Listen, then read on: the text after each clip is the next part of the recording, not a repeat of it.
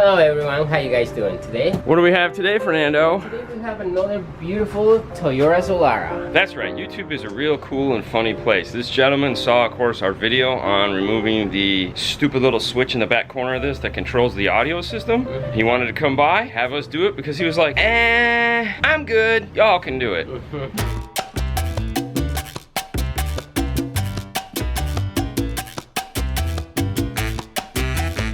Alright, so this one is done. On to the next one. Next car is a CLA 250. What we're gonna put in this today is her JL audio little amplifier. Let me go get it. This little guy right here, we don't sell JL, so don't ask questions about it. I don't know. Let me show you where we're gonna put this bad boy.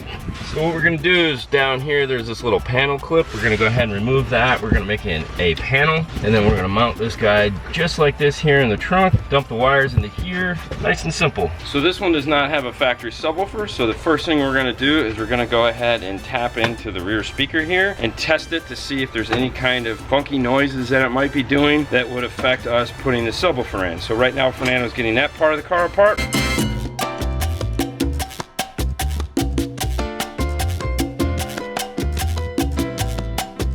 And then we're gonna throw an RTA on it, close it up, and see what happens. All right, so the first thing we wanna do naturally is find the speaker. And in Mercedes, you typically are gonna have like a 16 gauge size wire that is gonna be a solid and a brown with that solid color stripe next to it. In this case, we have a white with a brown with white stripe. We've gone ahead and pierced the wires with our probes. Then we're gonna go ahead and test with the meter, and we're gonna have a 4 ohm load. So that's a good indicator that it is a speaker. So now we're gonna go ahead and move to our tone generator. We're going to start with the tone generator's volume turned all the way down, which means the least amount of current is going to be coming out of it.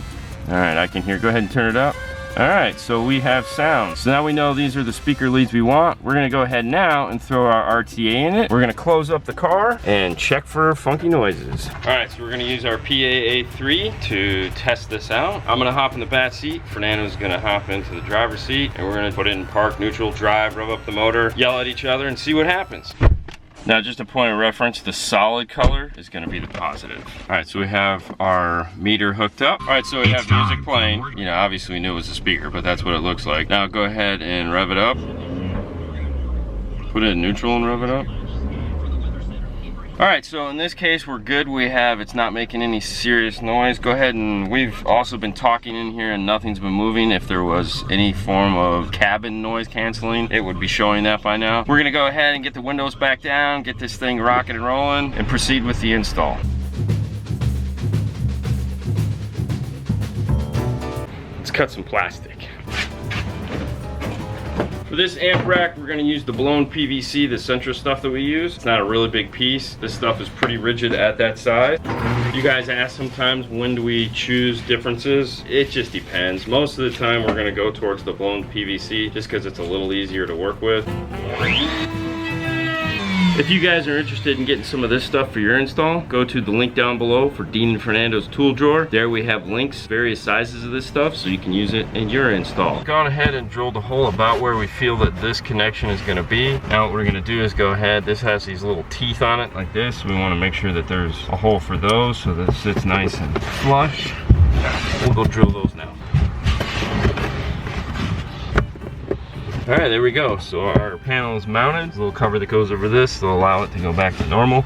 That'll hold our amp in place. So let's get this thing out, get this amp wired up. All right, so we have our piece here. Our amp is gonna sit something like this. For this, we're gonna use the LP7-2R. Now what this is this is the same LP7-2 that we use in all our installs, just it comes with an external bass knob. Even though JL makes a bass knob for this, she doesn't have it. So what this allows us to do is any amp we wanna install that doesn't have a bass knob allows us to add a bass knob. Now this is a full volume control, so it will take it from 0 all the way up to 100%.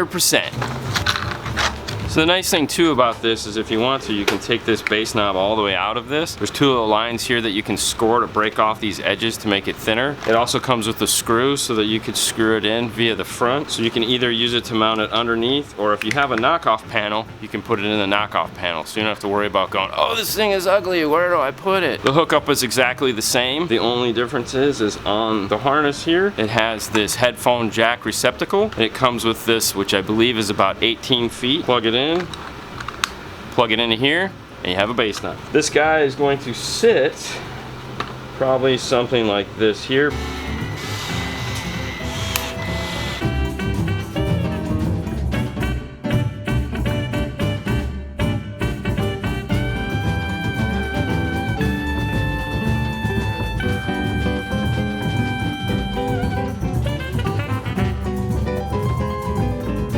Alright, so the amplifier's all set and ready to go. Wires are all done. However, what we just found out is that this car is a lease, which means we can't cut holes where we planned on cutting it to tuck the power through. Paul just told us, now that we're almost done with the install, thanks Paul, now what we have to do is go to the trunk, maybe reroute the wires around this way, tuck them up, or go straight up. Alright, so the original plan was to cut a hole here, tuck the wire in. Obviously now we can't do that. This needs to stay. We might be able to run the wire over like this, and just have it tuck into here. I don't really like that. I think that looks kind of cheesy. The other thought I had was there's this lip right here, is possibly cutting a hole here and running the wire up into this. That way when we have to take it out, we can just fold that back down and I don't think it'll be real noticeable. And we can run the wire up like that. I think that's what we're gonna do, and it'll be at an angle where no one's gonna see it. Let's re-zip tie up the amplifier.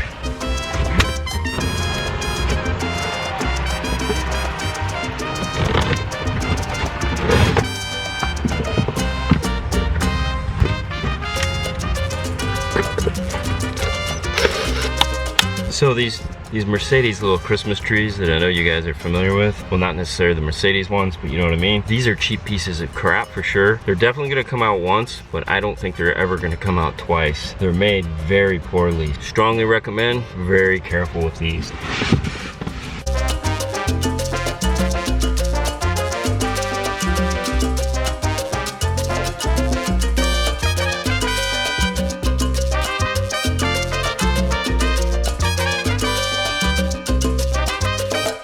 Alright, so Fernando finished up his fancy fuse holder. In this case, it's actually quite simple. It's a cool L, it mounts down there, holds the fuse nice and tight up against the battery. The battery's under here, as you guys saw.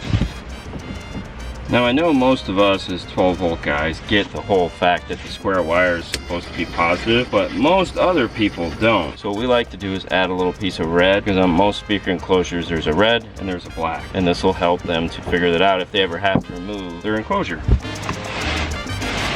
But no system is complete without you guys hearing a little rattle in the trunk, right? Right? Yeah, let me hear you, scream it. Alright, so when you're done with any high level to low level installation, there's a couple things you want to do to the car to make sure that things just don't go crazy. And what I mean by crazy is a lot of times you'll turn off the key and the suburb will just go lose its mind. And you don't want that to happen. What we like to do every time we're done with the car is a couple things. Let's have Fernando show you. So the first thing you want to do is start with the windows rolled up. Once the windows rolled up, go ahead and turn off the ignition and then just open the door. I know this seems kind of trivial, but sometimes this causes issues. Now what you want to do is repeat the same process. This time, open the trunk. And then, open the door. If that works and you don't get any issues, you're good. If that doesn't work, add an SNI1 noise filter to the LP7. And what that'll do is that'll eliminate that ground that's coming back through the system and causing you all that heartache. On to the next one. Next up on the list is a Bmw Z4. What are we putting in it, Fernando? 33 NEX. All right, let's get started.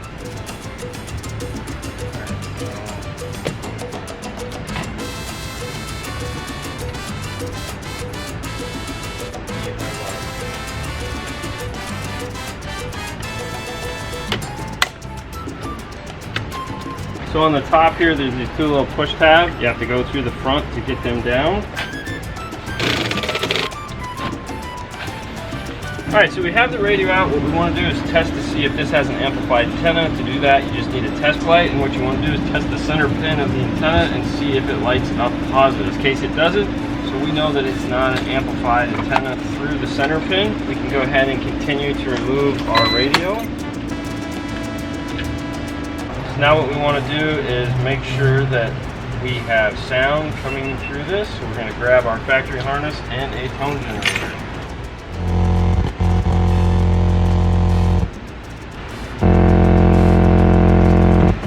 Alright, so it is an amplified system, and how we've done that is we tested it first, probing the speaker wires with the car off, and we got no sound. We went ahead and hooked up the remote turn-on wire to the constant 12 volts, just twisting them together like this. Now when we go ahead and probe them, we get sound. So that's telling us that there's an amplifier in here. Now what we want to do is test and make sure we have an accessory in this harness. We'll go ahead and connect to ground. Okay, turn the car on. Alright, so we have accessory power in the harness. So let's take this over to the bench and we'll talk about it a little more. Underneath here is a removable panel. We've gone ahead and taken that down. What we're going to do is we're going to mount our USB nickel right here so that he can just plug his cable up into it like this. You know, we don't want to drill into this nice aluminum dash anywhere. The other thing we're going to have to do is there's a support right here behind the radio. We're going to pull this screw and then we're going to remove the support because we're going to need room for the radio to slide through. So for the USB panel, we want to use the pack USB DMA1.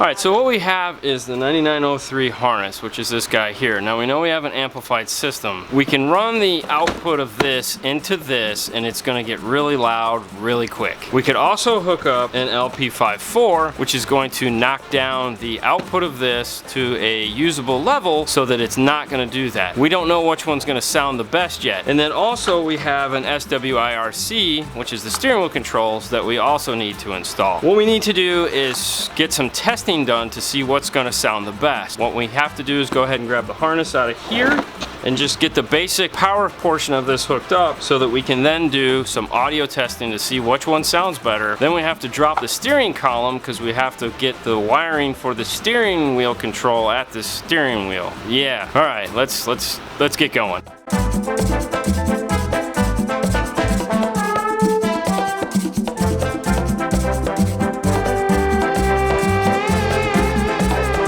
We're going to cap off the wires that aren't going to be used, which is the reverse trigger and the Pioneer mute wire. And then there's all these brown wires that are in this harness. We're going to go ahead and get rid of those as well. Now what we added here is this red-black wire. This is going to be for the steering wheel controls once we get to that part of it. So the first thing we're going to try is adding just a set of RCAs to the harness and plugging those into the output of the radio. We just mocked up this. We're going to go ahead and grab the radio, plug it into the car, and see how it sounds. Alright, so we just tested it and there's not a lot of signal coming out of the 4 volts isn't really enough to make it loud enough. So I'm thinking after that what I want to do is actually just connect the wire right up to here and see what it sounds like. Alright, so we're going ahead and mock this one up. Actually it's more or less finished, but let's go ahead and take this in the car and see how it sounds. Alright, so we got it plugged in, put it on radio.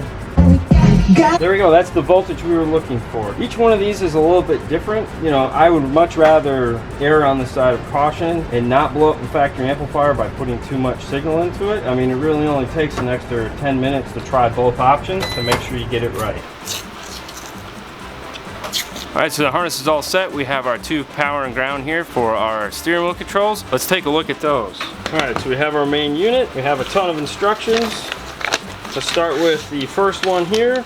We want to program the dial on the side. So we're going to go ahead and pick Pioneer, which is number 7. So we turn the dial. We're going to set this aside until the end when we'll come back for programming, which is located right here. Next, we're going to come over to the application car guide. This one here, we're going to come down to the BMW section right here where it says Z4, and we'll go ahead and tap along here. Basically what this is telling us is we're going to use the yellow wire. There's no picture available. The wire that we're going to be looking for is white, red, and yellow dot, or white and gray with yellow dot. We're going to need to program this to version 5, so we'll go ahead and put a 5 on it. And we're going to be looking at note 4. Note 4 is right here. It says you must find the wire at the steering column, cut it in half, connect the interface's yellow wire to the steering wheel side of the cut wire, isolating the remaining side. The voice and the RT button are not going to be programmable. You should wait 15 seconds after the key is turned on to start mapping the buttons. Alright,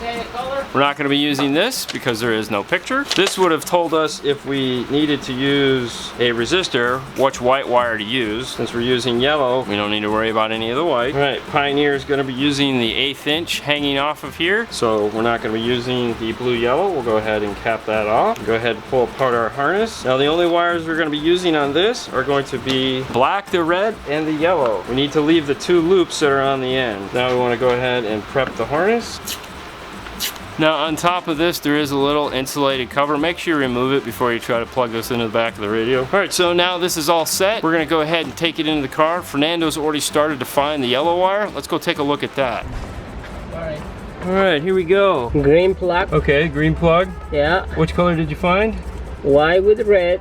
And yellow dots? And yellow dots. So like the instructions said, we want to connect our wire to the steering wheel side. Yeah, and then have this side. So we're going to go ahead and run that up into the dash. Go ahead and get this plugged in. Now let's take a look at the dash kit.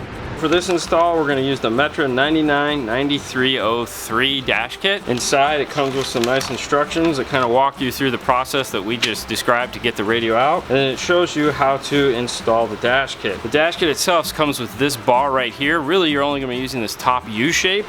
This is put on there so the dash doesn't bend through shipping. So what we want to do is go ahead and take our flush cutters and cut this portion out. And that's our dash kit there. Now, with the Pioneer, it has this cool locking cage. Gonna end up sitting in the dash like this, so we have to remove the cage off of this radio. Let's go ahead and take these two pieces over to the car and get them lined up and in.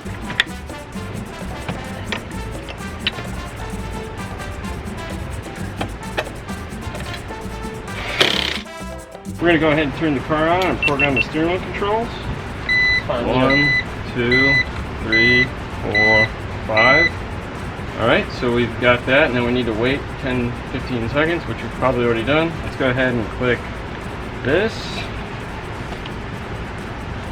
Climb up, climb down.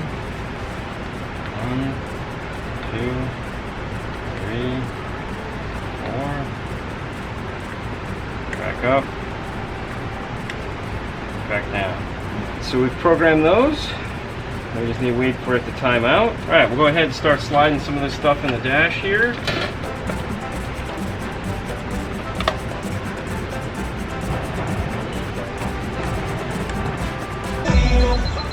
So it's working with the radio.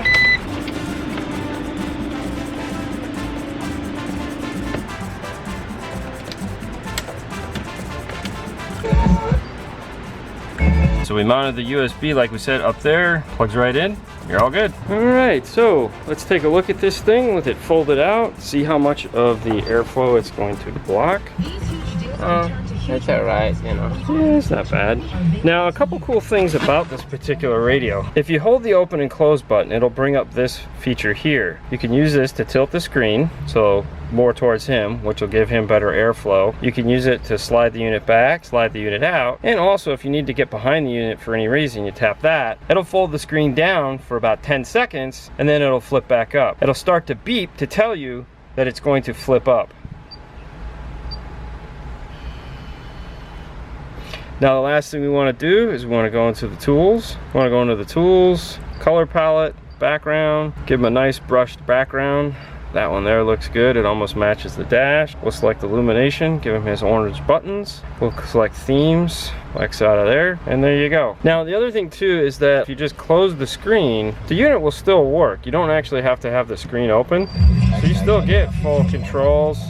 You can track up, track down, as well as on your steering wheel control. You're just not going to get the display. You can answer the phone here. And remember, this piece right here, this is removable. You can actually take this off and take it with you. So in a car like this, you may want to do that. All right, guys, that brings this one to a close. On to the next one.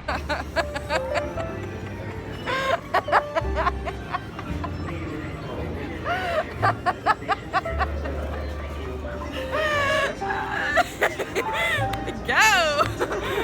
What did I have to say? Have a nice weekend. Guys. Have a nice night. We'll see you next time. Bye. You're supposed to say it with me. All right, ready? What did I say? Whatever you just said. I can't remember. Have a nice Have a nice night. We'll see you next time. Bye. Bye.